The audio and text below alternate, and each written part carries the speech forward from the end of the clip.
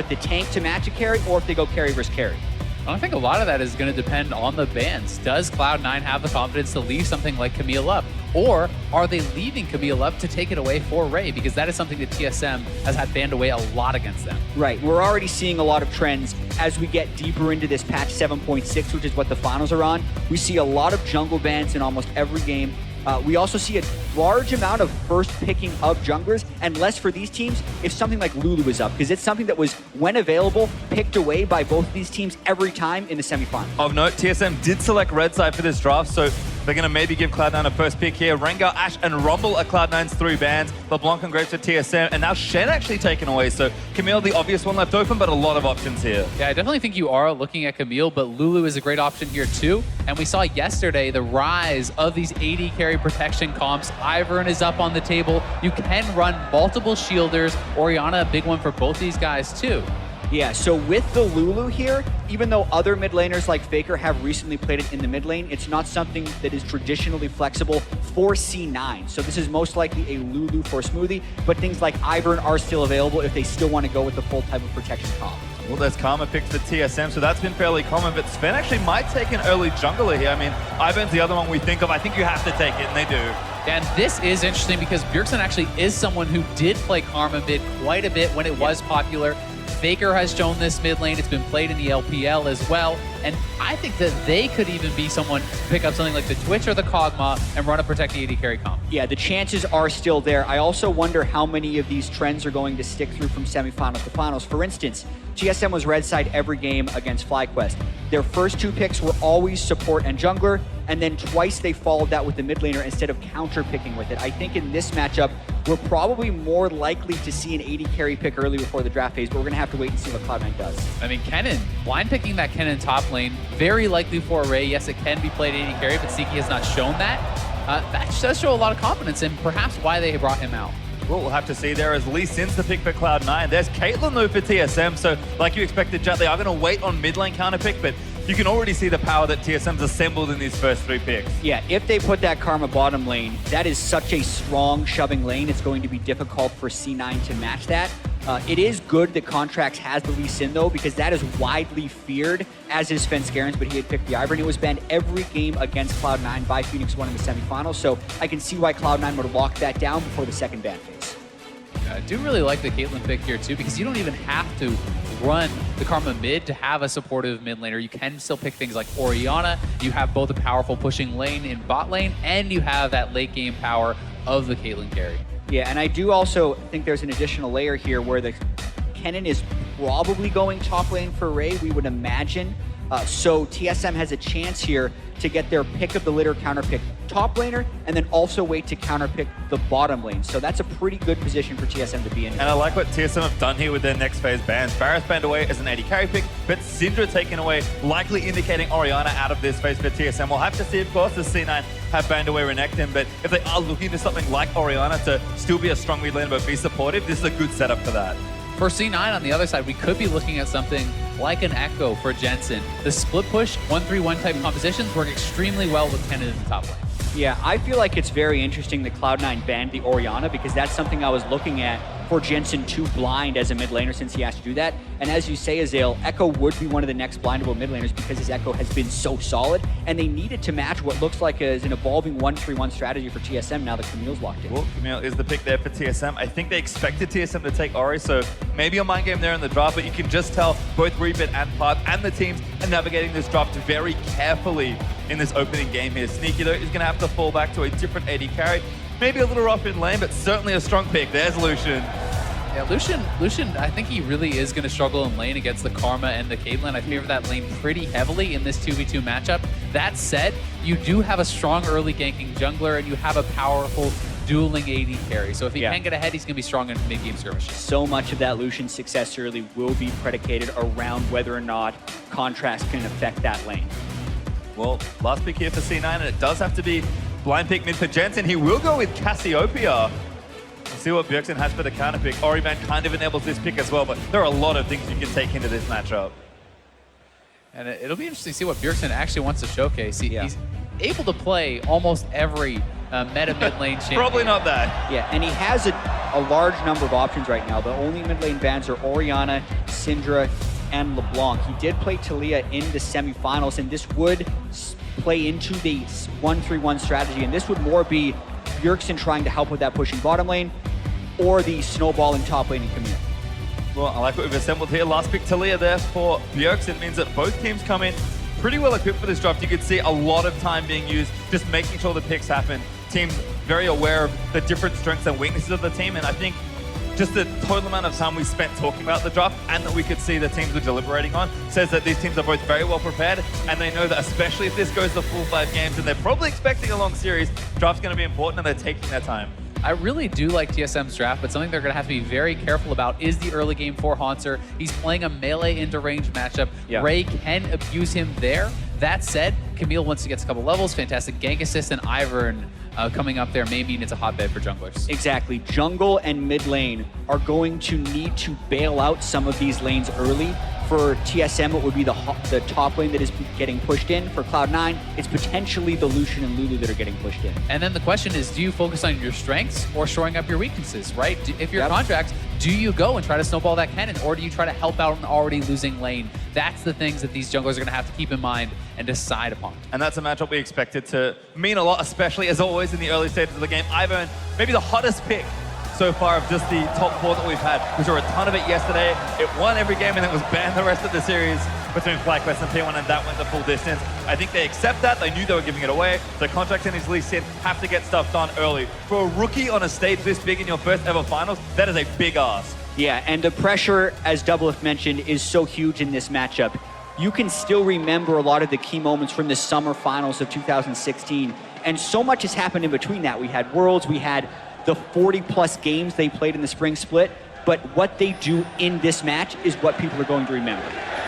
Well, we're out into the rift for game number 1, TSM versus Cloud9, the 2017 NALCS Spring Finals. TSM looking to make it 2 straight in Canada. C9 looking for their first finals win in 3 years. That's how long it's been for an organization that has looked so hungry this season.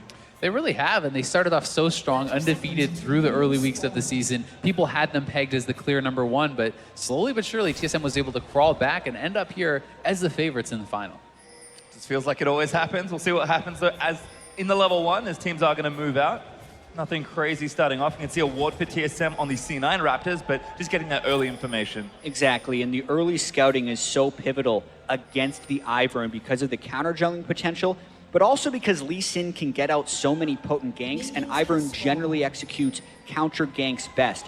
What we've seen for most recent Iverns in North America, if they can get away with it, has actually been the 3-minute 20-second full clear, which starts on the blue side of the jungle. That's not where Svenskeren is currently set up. If he's set up in this position, he would actually try to move towards a blue buff steal, but he would be warded out because of what C9 was able to do early. And part of that may simply be that he's expecting Contracts to try to invade him and his blue buff. Bjergsen trying to stop Raptors. Bjergsen's in trouble. Actually taking too much damage already. Smoothie got the first slow. Ghost pop there for Bjergsen. Gonna get himself to safety, but burned a pot as well. Yeah, and I mean, chunking him that low, the minions are already out there. He now has to start the laning phase at a pretty significant disadvantage. He's gonna lose both of his potions and not even be at full health. Yeah, he was trying to disrupt Raptors as well because he wanted to scout for Svenskeren to know if this blue steal was safe. So that's exactly the path that Svenskeren's gone with. Well, I like it. Very aggressive here, but Contracts moving into the other side of the jungle probably just means a trade here, as the junglers are going to move vertically through the early clear. And that's what the ward at Svenskeren's Raptors tells them. So at the end of the day, it is Bjergsen sacrificing a lot for what is actually not that much of a gain. Man, I mean, the one thing to note is Svenskeren actually stayed around on that blue side. He did mark up some extra camps, so he is trying to clear more of that jungle out, and Contracts now getting collapsed on. Oh! Be okay, Ignite's already down. Kill him! He's going to fade in Contracts. He's going to be careful. What's up? The Wild Turtle! First blood of the finals! What a huge roam there by the TSM bot lane. The early pushing power of the Karma and the Caitlyn allow them that freedom to make the level 2 roam. And then the predictive counter invade is what is punished there, putting Contracts in a hole early. That is so big for the TSM bot lane. Now Caitlyn with a blue can spam out, and Ivern is sneaking up to the top side. Could be looking to sway this matchup as well. Svenskeren looking to go in. Haunter going to leap forward. Flash from Ray's going to get him to safety. Svenskeren not needed. Haunter already gets the summoner though. I feel like that flash was a little bit unnecessary for Ray. The early damage that an Ivern can put down is very low, and Haunter had already expended the hookshot just to close the distance and didn't get the stun. See Bjerg struggling a bit in that lane. Jensenburn the Ghost to get aggressive. Oh, Smoothie now going to get aggressive by Turtle again. Almost gets the headshot, but forces a flash. Bottom lane going really bad early. That 90 caliber net was so close to connecting from Turtle. Would have been another kill. TSM definitely hoping to now build on the strengths of that bottom lane we talked about. Already getting that blue buff on Caitlyn is so huge. And just watch this again one more time from Bauerfrost. Lands the empowered Q and then just gets the ignite. Contracts didn't have many other ways out there unless he would have ward jumped early maybe, but it seemed like they just had the cut. I mean, I think that the correct decision there would have simply been go up towards the Scuttle Crab. You can ward jump out and try to run out because Caitlyn is going to be on the bot side. He escaped towards that bot side and into Caitlyn's arms for first blood. Just a great trap set by TSM as Haunter and Ray also continuing to trade. Cannon does have the early advantage. Ferv has been very common on these types of top lane cannons. We'll likely see some sort of Rune's on hit build as the lane continues. But it looks like Contracts might even be dipping in to try and get a gank, but for now, they'll leave them 1v1. Ray looking good early on. Yeah, the early laning phase from Haunter, though, getting the CS advantages and melee into the range matchup is very promising because for this Camille to be successful, he does need to be able to duel the Kennen at almost every stage of the game. Haunter's Camille has been widely banned by most of the NALCS. And Svenskeren back up here, no flash on Ray, double flash available. Ray could be going down. Good Nice dodge juke. there, actually running around and the Q's going to miss from Sven. Shield not enough for the slow Svenskeren. Going to put some brush down and be annoying, but that's all he can do. Luckily for them, Contract is all the way on the right-hand side of the map, but Ray dodges yet another gang.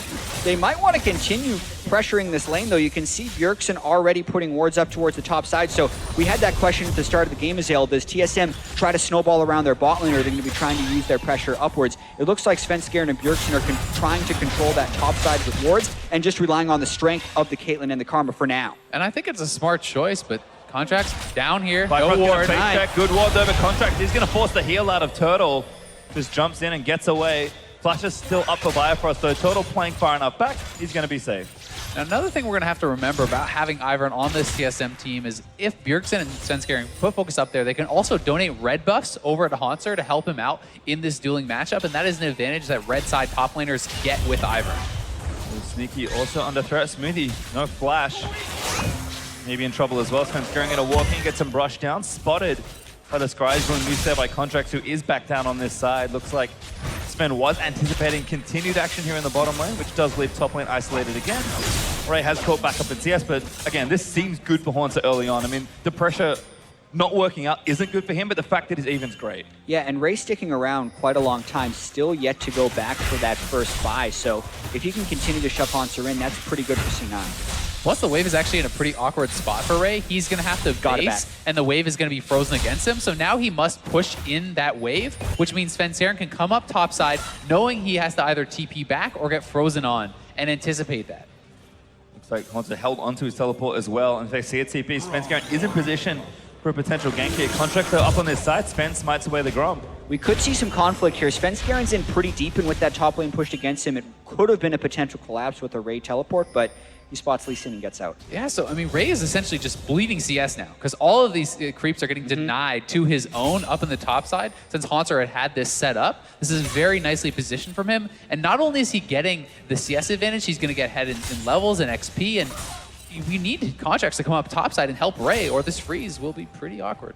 And Camille is just one of those champions that, like you said, kind of does need to get going in the laning phase and stay at least even. But when she gets ahead, it just feels like you can't really do anything. Yeah, the closing range of the Camille is so immense that it is a substantially good snowballing champion. It makes freezes like this even more dangerous because if Ray now is tasked with going up there to get CS, if Svenskeren were there theoretically, Haunter just ults in on Camille, Ray can't escape, and then Ray's going to lose the duel because of the extra shielding from the Ivern, but it looks like it will be shoving back if Ray does this right. Yep.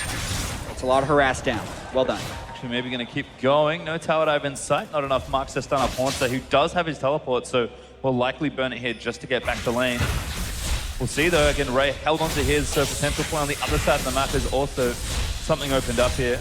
As Jensen now with a fresh blue buff, just going to push things in. And there's that red buff donate you guys talked about for Haunter. And one of the biggest things that is kind of underestimated about the red buff is actually the out-of-combat regen. But They're in. They're doing Granola in here. Spenskaren also lining it up. Ray already taking a little too much damage. Good root in. Daisy's out. Ray get a flash again, but Daisy is going to look to chase it down. Looking for the third hit as Haunter trying to get the assassination. Knock up there. And Haunter gets the kill top lane. And that's exactly what we just talked about. Ray was sneaking his head in a little bit too much because he has to respect the ult of Camille with the Ivern and backing him up. Even though he'd already poked Haunter down to half health before he retreated, it still wasn't enough and Ray falls.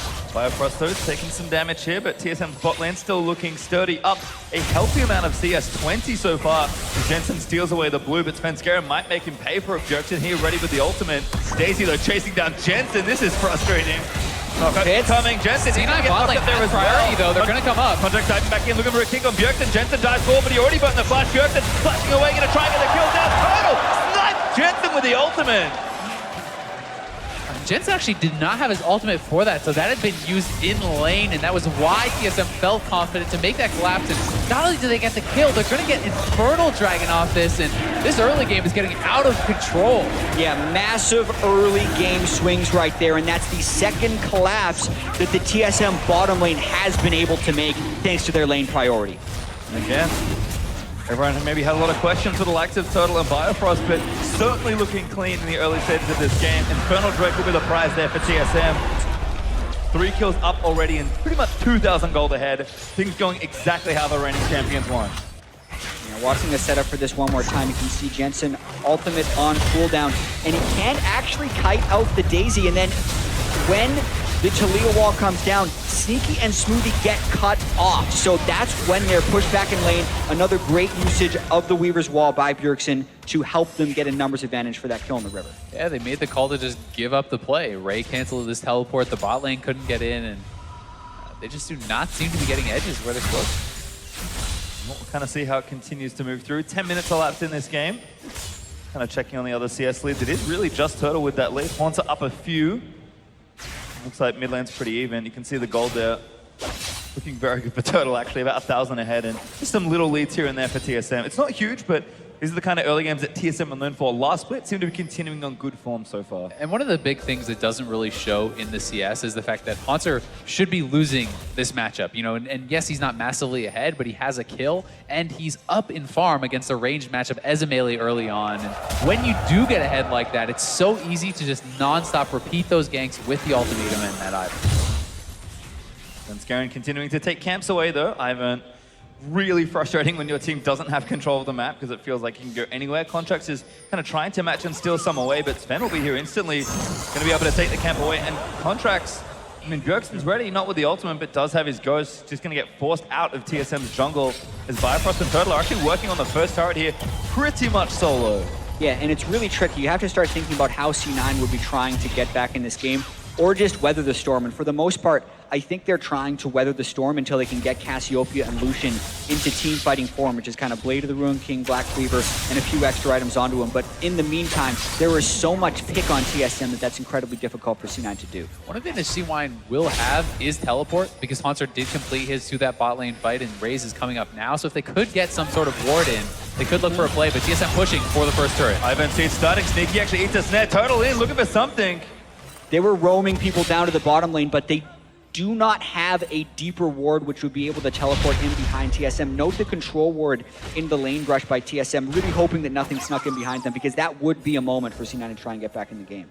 Contracts avoids the next snare from Svenskaren, and the siege stops in bottom lane.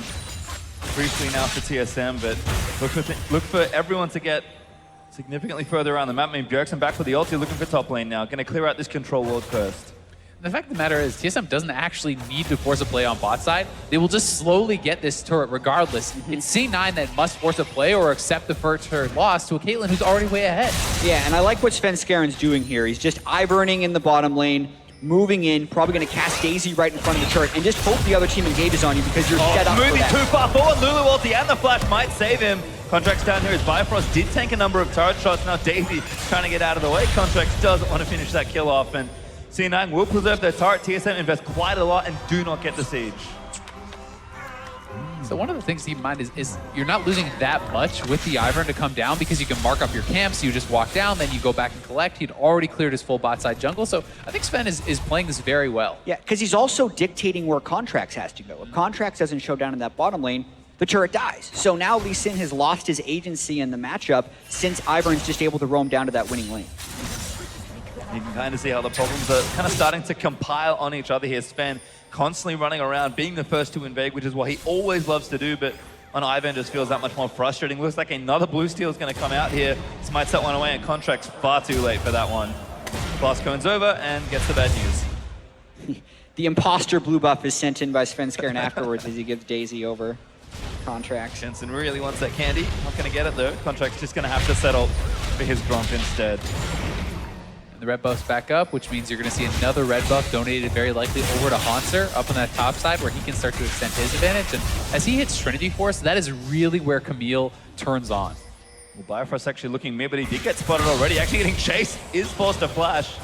The bottom lane of C9 were hot on his tail. Yeah, really nice follow from the C9 bot lane to not only stop that collapse, but force a summoner. Yeah, TSM is continuing to try and get deep wards into C9's jungle, so if C9 can ever catch them in that warding pattern, it's another way they could hopefully get on the board with some kills. So, nice try, but Bifrost very quick on the flash. And the reason Bifrost was looking is because Turtle was actually busy shopping. He's already got 2 kills, he's up 30 CS, and Sneaky has just finished Play of the Ruin King.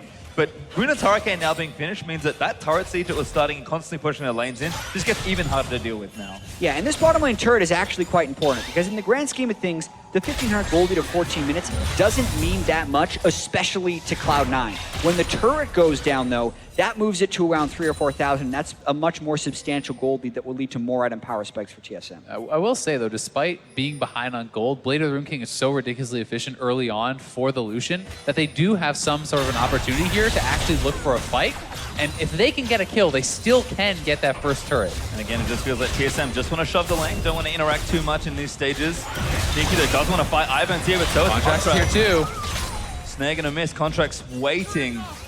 Gonna check that first brush, but Contracts isn't there. Gonna have to guess again. Yeah, teleports are up for both top laners, and currently they're not in position to interrupt each other either if they did want to come down. Looks like Ocean Drake up in 10 seconds is part of the reason all the action has started. Contracts and Sven gonna meet once again, but Snare gonna zone him out of the way, and that's C9's control ward down as Bjergsen searches Top lane. Top lane. Ultimate him up. Gonna try and cut off Ray. Haunter gonna flash in, looks for the ultimate, does get it down, and now Bjergsen, he's just gonna unleash Ray. Pops the ultimate, Haunter gets the kill. Nothing that Ray can do at all unless you are smashing this matchup. Haunter will always be able to ultimatum you in, and if there's no one else there, you're gonna lose that every single time. Yeah, and if Bjergsen finds those little windows to sneak away without losing a bunch of damage on his mid lane turret, he's going to do it. But what he does sacrifice, we mentioned the Ocean Drake just coming back up. Bottom lane seemed like the battlegrounds. That's where C9 was prepped. So they see Taliyah go up top. They're just going to take the Ocean Drake. Daisy pops out. TSM might try and chase a kill, but the Drake already down over to Cloud9. Happy to take at least one away and equalize that objective. Jensen, though, maybe caught out here. Sven is going to miss the snare. Great dodge there from Jensen, although Daisy is going to keep going. So frustrating as a mid laner. Cassio just has to run away as fast as she can. Jensen still with a bit of health left to play with, but Haunter taking the top turret. So again, continuing to trade objectives here. Exactly, and that is first turret solo gold over to Haunter. So despite the fact they lose the dragon, they get a kill, they get all that solo gold. That's about near 1,000 gold that Haunter just picked up over his opponent in that little play. My math isn't good, but he's got a lot of gold, and I think Trinity Force is up real soon as we'll watch this play again. I mean, it's just so easy to set this up. Yeah, and aside, the wave is always in the right spot for Haunter is the key thing to point out there, because Ray didn't get hit by the skill shot. He dodged it. He then flashed away. He has no other ways of moving away unless he just didn't start in that position because of the way the Camille ultimate just works when Taliyah roams up with Weaver's Wall. Yeah, your only chance really in that situation for Ray is you have your opponent so chunked down that they can't engage into you because you're dominating lane, or someone is there to back you up for the counter gank. Neither situation is happening because of the lead that Haunter has developed, and they don't feel like they could even win a 2v2. And if we look at what Haunter's lead is now in terms of itemization, Trinity Force just finished. 2 longswords and a Ruby Crystal to move towards that next item. I mean, Ray was already struggling with all the attention he was getting as Contracts gets chunked out by Bjergsen.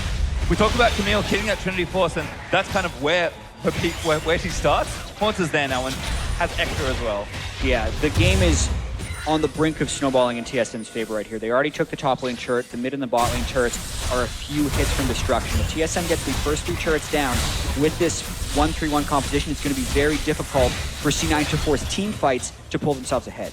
You really have to feel like C9 needs to force something and make something work before that happens, or the gold lead this early on is just going to be too much for them. Yeah, and we do have to point out that C9 was not a good or great early game team throughout the regular season. It's kind of miraculous that a team that was second to first place the entire split, even at the end of the regular season, averaged a negative gold difference in 15 minutes. And they were able to achieve their winning record because they were so good in team fights and so good in the mid game. So you can never really count Cloud9 out, but this is a very critical moment in the game. This could be a bad news here for Jensen. Already caught up by Jay-Z. Now Haunter coming down. That's an easy kill as Bjergsen walls in just to make sure. Now the bottom lane is in so much trouble for Cloud9. Haunter moving in, looking for sneaky. Jason Hawk comes down smoothly, already getting almost trapped out completely. Forced to burn the ulti on himself. Contract kick Haunter away, but Ray does get into turn around. Sneaky picks up one of the spent Garen. Contract starts back in. Bjergsen does take out Sneaky. Ray falls as well there for Cloud9. That's 4 dead with Contract the only one left. It's an absolute disaster for Cloud9. They felt like they needed to try something, but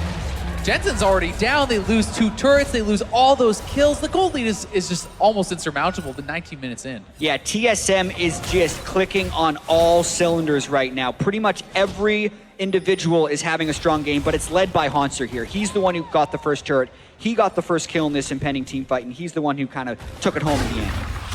If you look at the play, I mean, it's just Haunter, again, he comes down, the ultimate's up, you're locked in, there's no escape, nothing that Jensen can do. The players are not in position to fight, and you know, C9, they know this is a losing fight, but they still TP in Ray and try to get something. Yeah, and Haunter started that play in mid lane and caught Jensen at red buff.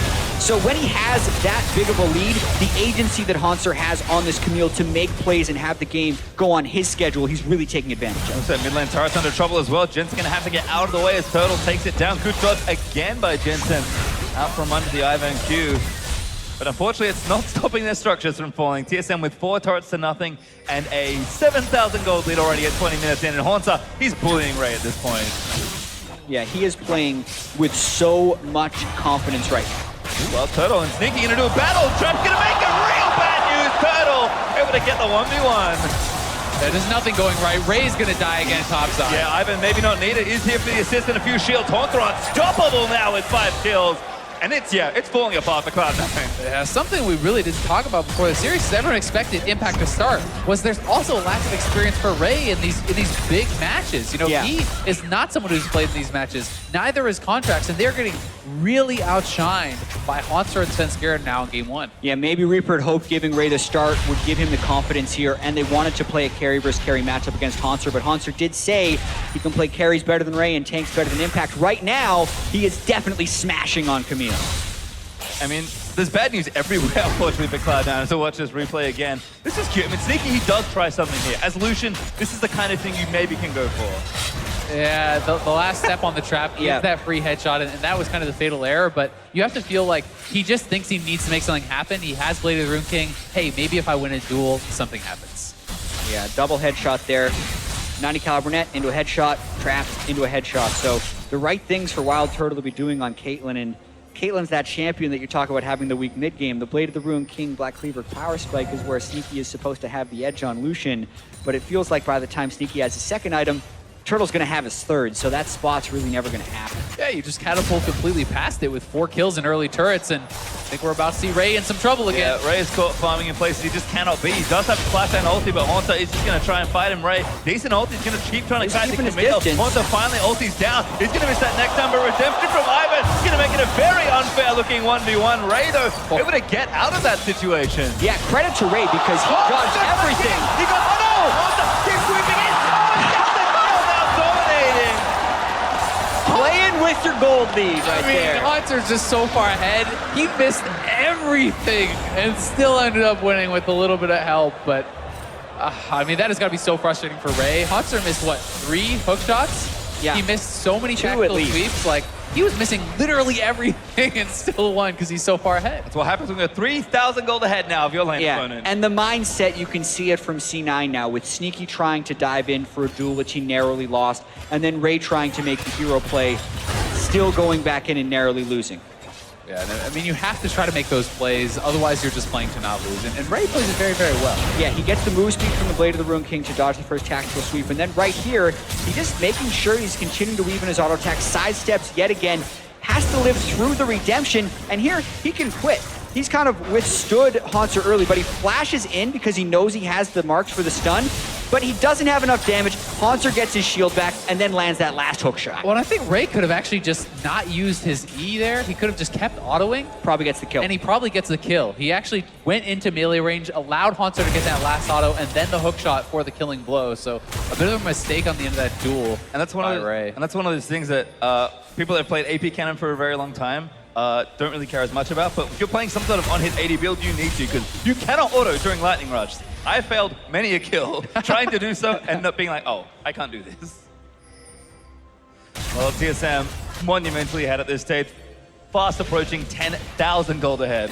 And the question for them now becomes, how does TSM close out this game? How dominant can they look from ahead?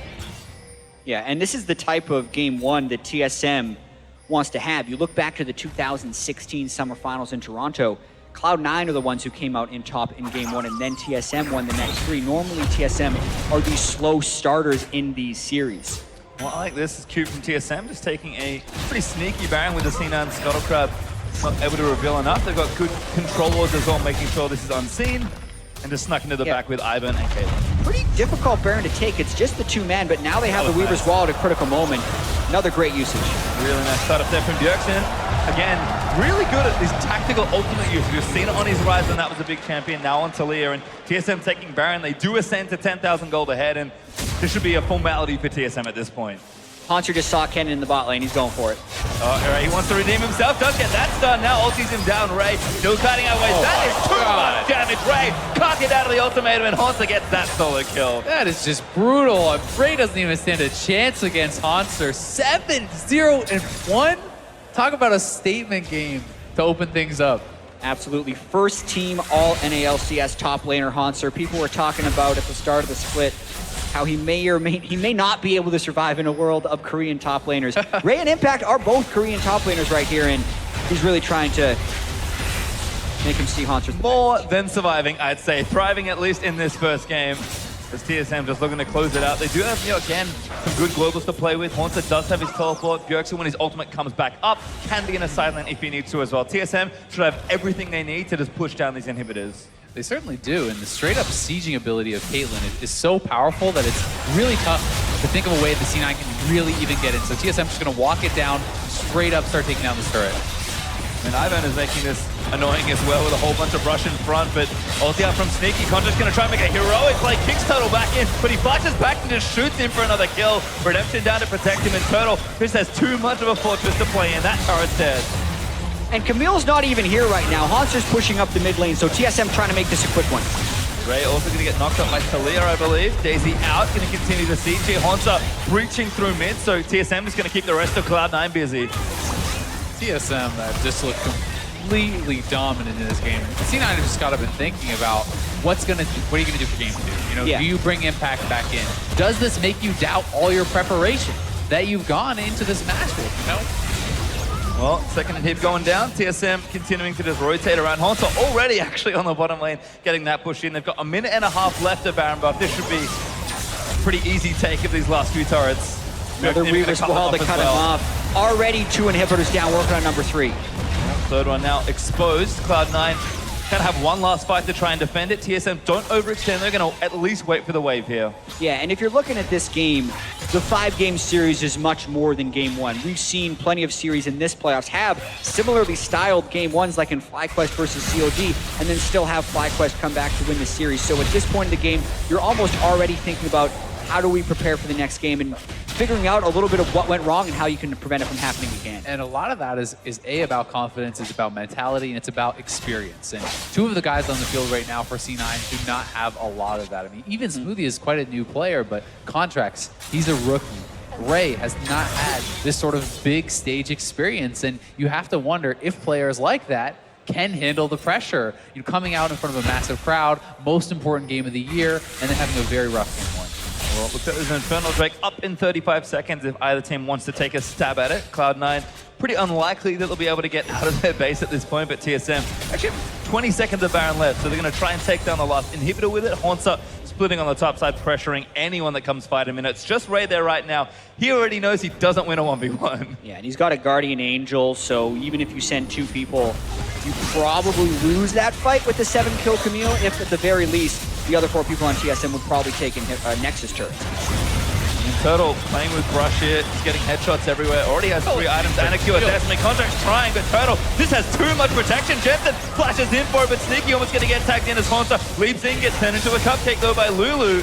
T9 only lose 1. Contract's tried again to make the initiation, but Bjergsen leaps forward, gets 2 back on the scoop. Absolutely massive shot back as Jensen falls to the second. Sneaky trying to kite it back as Haunter eats some fountain laser damage, and TSM just running all over Cloud9. Oh, Bjergsen again cuts them into their own fountain with Talia. This game has gone about as perfectly as TSM could have planned it. 1 blemish on the record, actually, of who? The Drake and that 1 kill. That was all C9 got in that game. TSM, a statement to start off the series. Yeah, that was very nearly a perfect game from TSM. And the question is, how do they look from ahead? Well, the answer is pretty damn good. They closed that out extremely fast, never gave C9 an opening in, and didn't even have to wait around to do it. Exactly. Camille was the most banned champion against TSM in the regular season. Haunter kind of showed you why right there. But what was so critical about this early game was actually Wild Turtle and Biofrost having priority in the bottom lane. 2 of their 3 early kills were because they were shoving in the Lucian and the Lulu early and were able to collapse up. So if you're predicting Cloud9 in this series, a lot of people think it would be because Sneaky and Smoothie can get an advantage in that bottom lane. Because